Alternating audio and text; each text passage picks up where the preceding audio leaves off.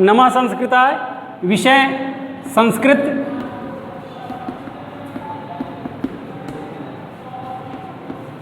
Sanskrit BA तृतीय वर्ष।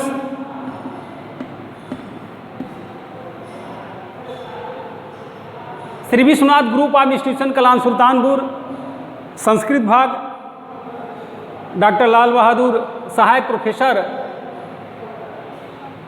Online कक्षा में आप सभी छात्र छात्राओं का स्वागत है।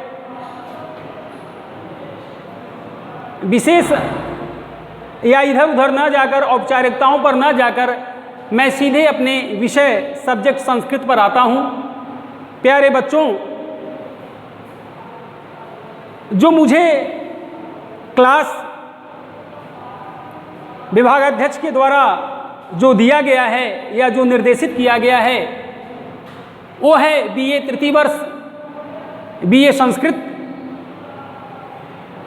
के विषय से या टॉपिक से मैं आपको परिचय कराऊंगा। प्यारे बच्चों, प्यारे छात्राओं, तो सबसे पहले बहुत ज़्यादा परिचय आप पूर्व से परिचित भी हैं, नाम से भी परिचित हैं। चूँकि कक्षा बीए थर्ड ईयर की चल रही है, सब्जेक्ट संस्कृत है, तो मैं सीधे प्रश्न पत्रों पर आता हूँ। तो आपके जो प्रथम प्रश्न पत्र हैं, चूँकि प्रश्न पत्रों को अध्ययन अध्यापन के पूर्व या आपको अध्ययन कराने से पहले टॉपिक को, शीर्षक को, विषय को जानना अत्यंत आवश्यक है। तो प्रथम प्रश्न पत्र जो आपका है वह है काव्य एवं काव्य शास्त्र। ये आपके प्रथम प्रश्न पत्र का नाम है, काव्य एवं काव्य शास्त्र। तो काव्य के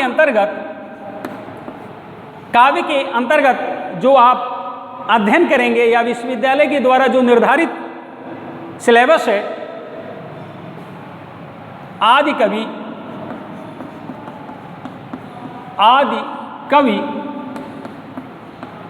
वाल्मीकि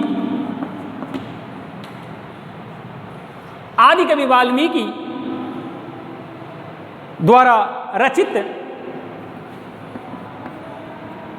वाल्मीकि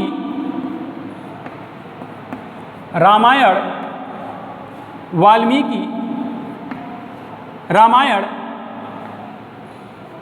बालकांड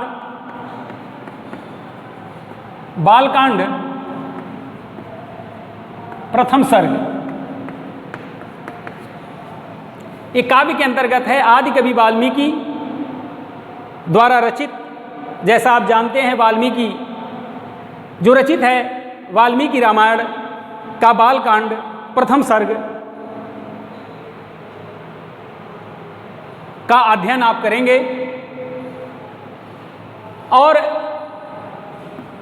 इसी में तत्पश्चात इसी काव्य के अंतर्गत आप आचार्य नारायण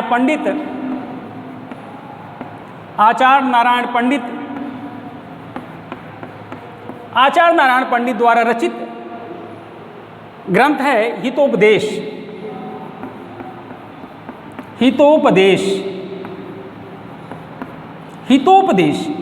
इसको भी पढ़ने का आपको अवसर मिलेगा, ये भी आपके सिलेबस के अंतर्गत है।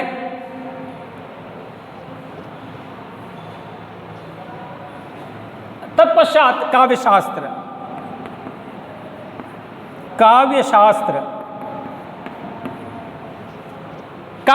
में आप आचार्य जयदेव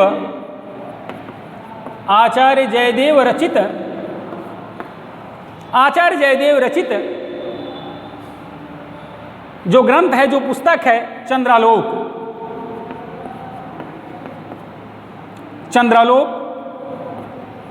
ये काव्यशास्त्र के अंतर्गत आप अध्ययन करेंगे आचार्य जयदेव रचित चंद्रालोक नामक ग्रंथ का भी आप अध्ययन करेंगे। इसके बाद ये तो प्रथम प्रश्न पत्र हुआ। चूंकि प्रश्न पत्रों को जानना आपके लिए अति अनिवार्य है। द्वितीय प्रश्न पत्र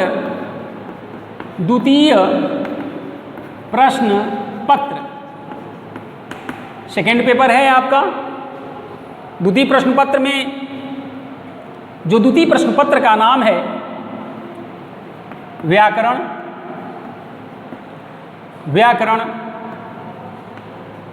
धर्मशास्त्र एवं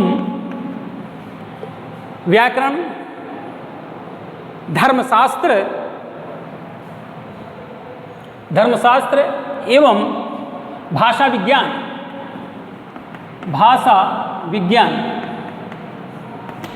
ये आपके द्वितीय प्रश्न पत्र का नाम है व्याकरण धर्मशास्त्र एवं भाषा विज्ञान। तो सर्वप्रथम व्याकरण के अंतर्गत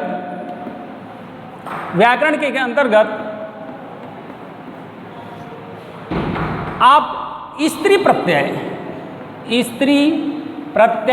प्रकरण व्याकरण धर्मशास्त्र एवं भाषा विज्ञान। तो हमारा जो यह व्याकरण है, व्याकरण के अंतर्गत आप स्त्री प्रत्यय प्रकरण का आप अध्ययन करेंगे। यह हमारे सहयोगी अध्यापकों द्वारा पढ़ाया जाएगा आपको। और इसमें धर्मशास्त्र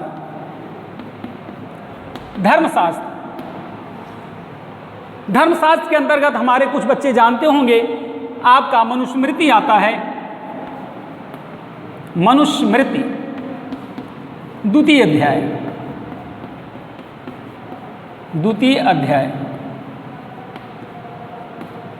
ये है मनुस्मृति द्वितीय अध्याय का आप अध्ययन करेंगे। और तदुपरांत व्याकरण हो गया, धर्मशास्त्र हो गया, भाषा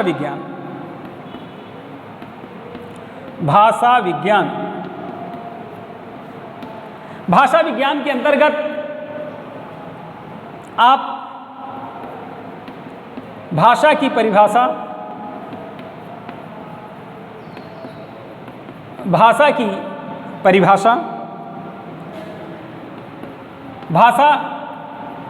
की उत्पत्ति एवं सिद्धांत, भाषा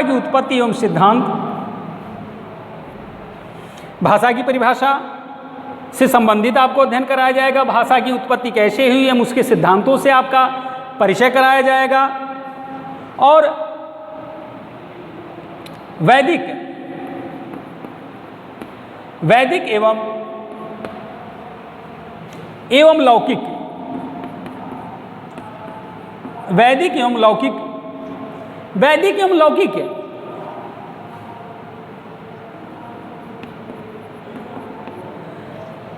एवं लौकिक जो भाषाएं हैं उस पर एक चर्चा किया जाएगा। तत्पश्चात बोली एवं भाषा में अंतर इत्यादि का तात्पर्य से मतलब है कुछ यदि और कुछ चीज़ें नहीं आ गई या कुछ जोड़ा गया तो उसमें ये भी हो जाएगा। तो भाषा की परिभाषा, भाषा की उत्पत्ति एवं सिद्धांत, वैदिक एवं लौकिक भाषा से आपका परिचय कराया जाएगा। बोली एवं भाषा में अंतर इत्यादि विषयों पर आपकी चर्चा होगी। ये आपका द्वितीय प्रश्न पत्र हुआ। तत्पश्चात जो आपका थर्ड पेपर है,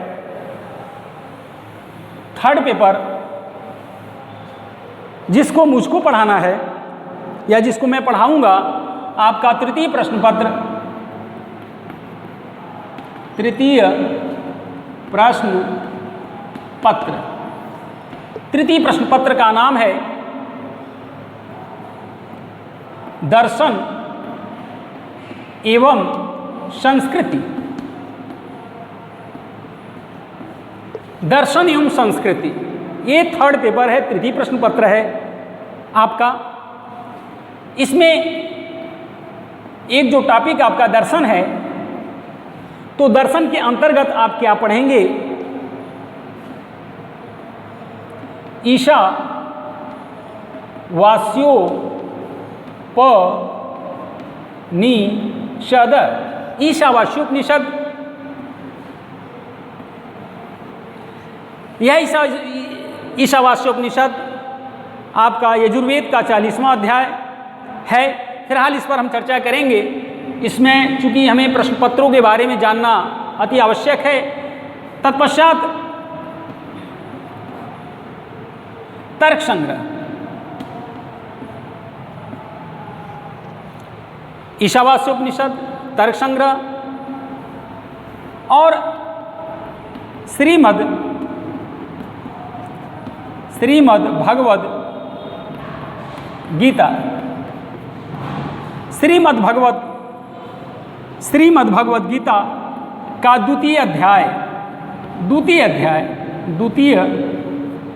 अध्याय और इसमें एक चौथा और आपका चतुर्थ जो पॉइंट बनता है, ईशावास्योपनिषद, तर्क संग्रह, श्रीमद् भगवद गीता का द्वितीय अध्याय। चौथा है आपका दर्शन का सामान्य परिचय, दर्शन का सामान्य परिचय, दर्शन का सामान्य परिचय। बचा एक और टॉपिक है आपका संस्कृति।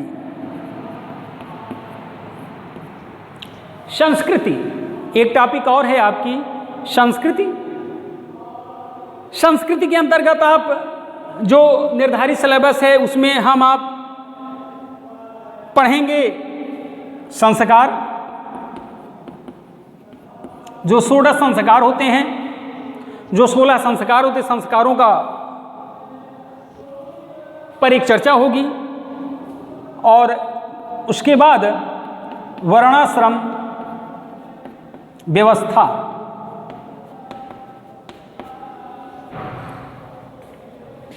वर्णाश्रम व्यवस्था एवं पुरुषार्थ चतुष्टय, ये भी संस्कृति के ही अंतर्गत है। पुरुषार्थ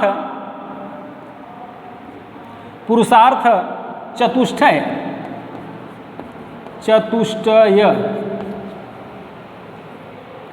आपके मैंने प्रथम प्रश्न पत्र, द्वितीय प्रश्न पत्र, तृतीय प्रश्न पत्र, जो भी नाम रहे आपके, काव्यम काव्यशास्त्र प्रथम प्रश्न पत्र रहा आपका, उसके अंतर्गत जितने आपके पुस्तकों ग्रंथों का अध्ययन करना है उस पर हमने एक चर्चा किया। फिर द्वितीय प्रश्न पत्र आपका व्याकरण, धर्मशास्त्र एवं भाषा विज्ञान था, उसके अंतर्गत जो आपको अध्ययन करना है उस पर मैंने संक्षेप में चर्चा किया। तृतीय प्रश्न पत्र जो मैंने स्वयं कहा कि जो मुझे आपको पढ़ाना है या आपसे ऑनलाइन जो चर्चा होगी हमारी आपकी, या अपने ऑनलाइन के माध्यम से जो मैं आपसे चर्चा करने का प्रयास करूंगा और आप तक पहुंचाने का जो मैं प्रयास करूंगा, वो हमारा तृतीय प्रश्न पत्र है जो दर्शन एवं संस्कृति है। तो दर्शन के अंतर्गत हमें ईशावास्योपनिषद पढ़ना है, तर्क संग्रह पढ़ना है, श्रीमद् भगवद गीता का द्वितीय अध्याय पढ़ना है, चौथा है दर्शन का सामान्य परिचय, और संस्कृति में संस्कार पढ़ना है जिसमें 16 संस्कारों का हम वर्णन करेंगे, चर्चा करेंगे। वर्ण आश्रम की क्या व्यवस्था रही प्राचीन काल में, तत्कालीन समाज में, उस पर हमारी आपकी चर्चा होगी। और पुरुषार्थ चतुष्टय, धर्म अर्थ काम मोक्ष, जो ये पुरुषार्थ चतुष्टय होते हैं उस पर हमें चर्चा करना है। तो हम थोड़ा सा, जैसा कहा हमने कि तृतीय प्रश्न पत्र चूंकि इसको मुझको पढ़ाना है, तो प्रश्न यहाँ आता है जो हमने कहा ईशावास्योपनिषद, ईशावास्योपनिषद। ईशावास्योपनिषद प्यारे बच्चों, प्यारे छात्राओं, यह ईशावास्योपनिषद जो है, अगर हम बीच में से जाते हैं, कह दें कि यह यजुर्वेद का 40वां अध्याय है। जैसे हम कहते हैं यजुर्वेद का 34वां अध्याय शिव संकल्प सूक्त है, उसी तरह यजुर्वेद का 40वां अध्याय ईशावास्योपनिषद है। ऐसे हम कहकर यदि निकल जाएं तो शायद आपको नहीं पकड़ में आएगी यजुर्वेद क्या है यह। तो हमें वेदों पर एक चर्चा करनी होगी, थोड़ी सी हल्की सी चर्चा करने पर, चूँकि बेसिक चीज़ है, प्रारंभिक चीज़ है, हमें जानना भी चाहिए, ज़्यादा नहीं थोड़ा बहुत। वेद क्या है, वेद के कितने भाग हैं, वेद में वेद की शाखाएं क्या हैं, आरण्यक क्या हैं, उपनिषद क्या है, ये सब के बारे में जब हम चर्चा करेंगे तो आपको ईशावास्योपनिषद जो है अपने आप कुछ हद तक आपको समझ में आ जाएगा। और उसका लाभ है कि जब हम प्रारंभ में आपसे या प्रारंभिक चीज़ों को, जो बेसिक अंग्रेजी में कहते हैं, जो बेसिक कंसेप्ट है उसको लेंगे, या जो आधारभूत चीज़ें हैं उस पर यदि हम थोड़ी बहुत चर्चा कर लेंगे तो शायद आपके लिए ज़्यादा अच्छा होगा। तो भाई कहने के लिए तो हम कहकर निकल जाएं कि यह यजुर्वेद का 40वां अध्याय ईशावास्योपनिषद है। ईश धनवाश्याम कहकर हम निकल जाएं, ईश ईश्वर के द्वारा, वाश्याम व्याप्त है, परिव्याप्त है। लेकिन थोड़ा बहुत यदि हम वेद पर एक चर्चा कर लें तो ज़्यादा अच्छा होगा।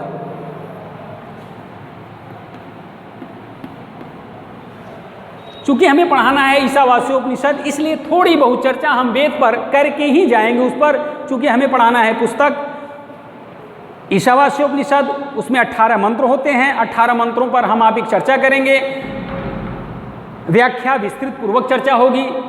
तो 18 मंत्र को पढ़ाने में बहुत ज़्यादा समय नहीं लगेंगे, लेकिन यदि उसके पहले की चीज़ों को यदि थोड़ा बहुत आप ऑनलाइन माध्यम से यदि उससे परिचित हो जाएं तो हमारी समझ से अच्छा होगा। तो वेद शब्द, समस्या ये आती है कि वेद है क्या, वेद है क्या, समस्या ये आती है कि वेद है क्या। तो वेद आपका है ज्ञानार्थक, ज्ञानार्थक विद धातु, ज्ञानार्थक विद धातु प्लस घै प्रत्यय।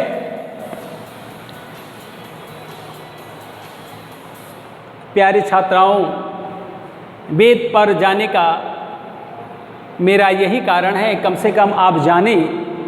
चूँकि ईशावास्योपनिषद कहाँ से आया, तो वह कहीं न कहीं वेद से भी जुड़ा हुआ है या वेद से ही जुड़ा है।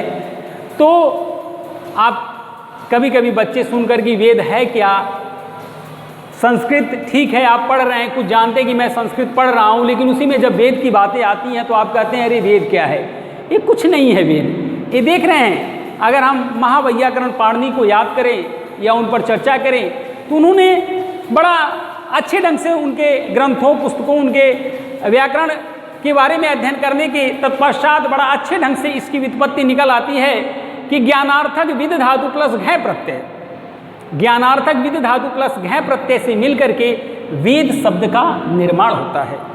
वेद शब्द का निर्माण होता है ज्ञानार्थक विद धातु प्लस घै प्रत्यय से मिलकर के वेद शब्द का निर्माण होता है। वेद शब्द का जो शाब्दिक अर्थ होता है, अगर उसको आप समझें, वेद शब्द का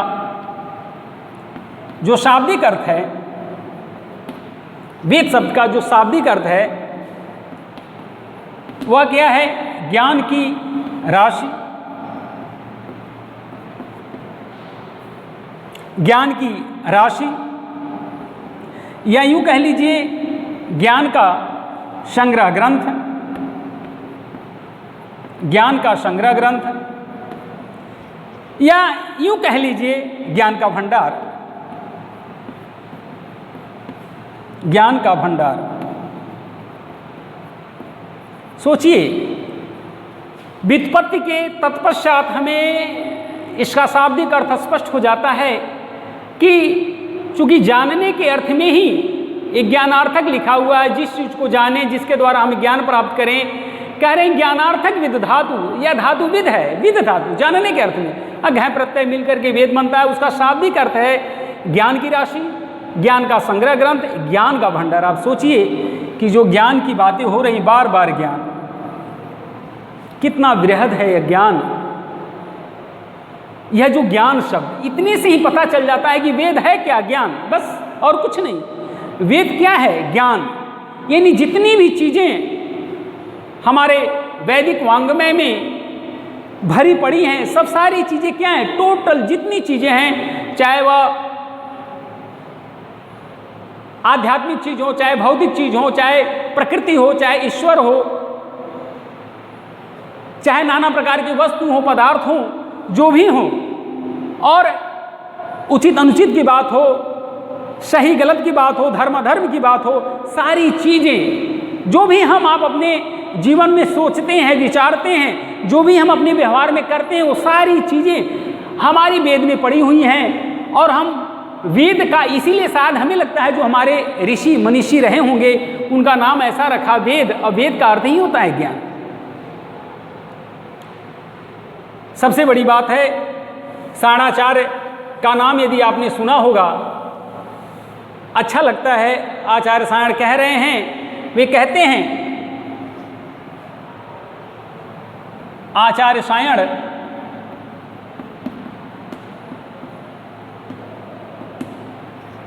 आचार्य सायण ने वेद की स्पष्ट परिभाषा कही है।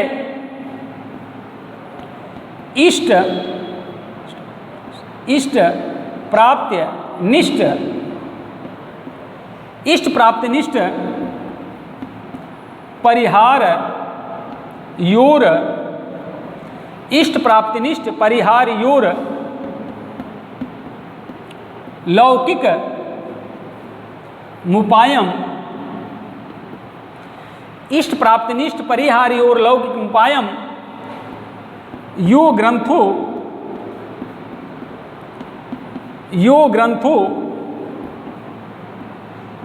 वेदयति सवेद। बताइए, इष्ट प्राप्ति निष्ठ परिहारी और लौकिक मुपायम यो ग्रंथो वेदयति सवेद। आचार्य सायणाचार्य आचार्य कह रहे हैं कि इष्ट प्राप्ति और अनिष्ट निवारण का जो अलौकिक उपाय बतला दे, वही ग्रंथ वेद है, वही ग्रंथ वेद है।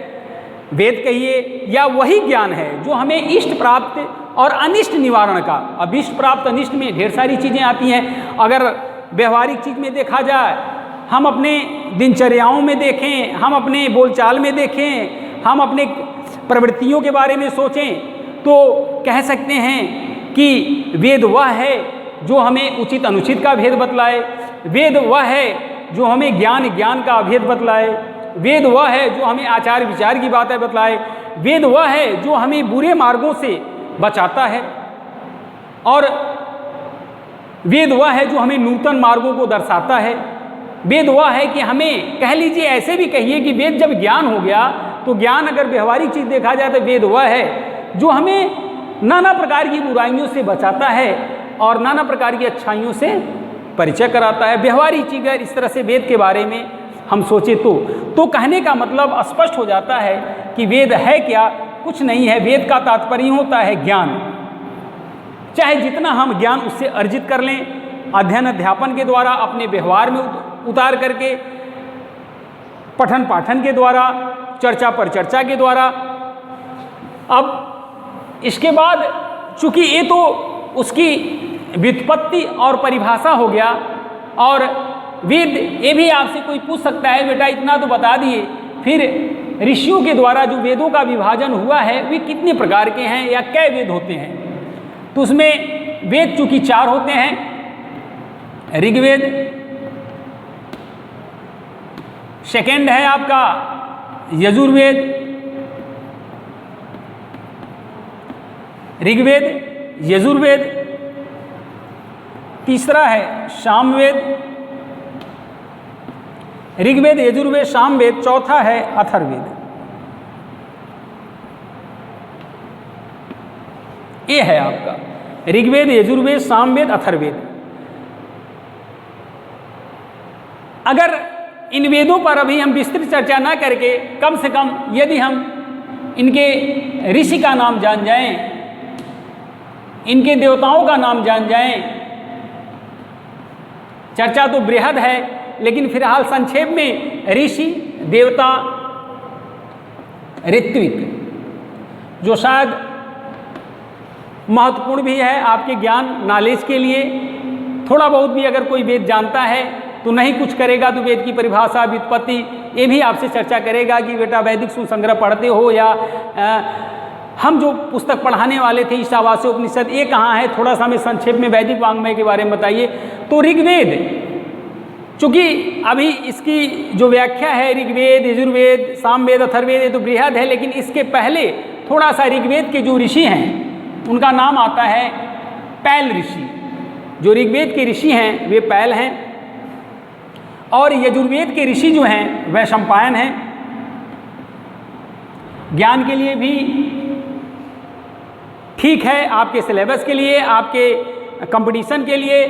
तो ऋग्वेद के जो ऋषि हैं वे पैल हैं। यजुर्वेद के ऋषि आपके वैशंपायन और सामवेद के जो ऋषि हैं, सामवेद के ऋषि जैमिनी, अथर्ववेद के जो ऋषि हैं सुमंतु। अब देवताओं के बारे में भी कोई पूछ देता है। ऋग्वेद के वैसे तो देवता ऋग्वेद में ढेर सारे हैं सूक्तों के, लेकिन जो प्रमुख देवता है वही अग्नि है। ऋग्वेद के देवता अग्नि को बताया जाता है और यजुर्वेद का जो देवता है वायु को कहा जाता है और सामवेद के जो देवता हैं वे आदित्य, जिनको हम सूर्य कहते हैं, आदित्य, सूर्य। और अथर्ववेद के जो देवता हैं सोम को बताया जाता है। इसी क्रमशः इसी के आगे आप देख लीजिए जो बहुत महत्वपूर्ण है, अक्सर परीक्षाओं में या चर्चा में कोई अचानक भी पूछ देगा, ऋग्वेद का जो ऋत्विक है होता, यजुर्वेद का ऋत्विक अध्वर्यु, सामवेद का ऋत्विक उद्गाता,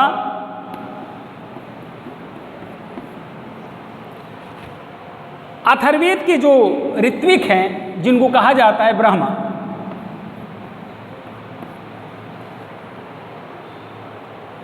ऋग्वेद के ऋषि पैल ऋषि हुए, यजुर्वेद के वैशंपायन हुए, सामवेद के जैमिनी हुए, अथर्ववेद के सुमंतु हुए। उसी तरह क्रमशः ऋग्वेद के जो देवता हैं अग्नि हैं, यजुर्वेद के देवता वायु हैं, सामवेद के देवता आदित्य हैं या सूर्य कह लीजिए, अथर्ववेद के देवता सोम हैं। उसी तरह ऋग्वेद के ऋत्विक होता, यजुर्वेद का अध्वर्यु, सामवेद का उद्गाता और अथर्ववेद के ब्रह्मा। धन्यवाद।